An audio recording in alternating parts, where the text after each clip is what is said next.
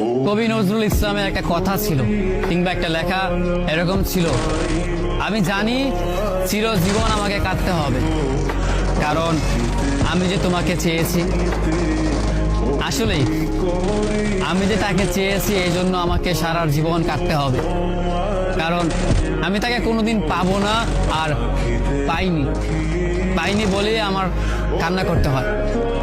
তাকে আমি প্রচন্ড ভালোবাসি বলেই আমার কান্নাটা আসে, তাকে আমি আমার করে পাইনি বলেই আমার কষ্টটা হয়।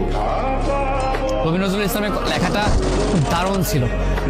আসলেই তাকে পাইনি বলে আমাকে সারা জীবন কান্না করতে হবে।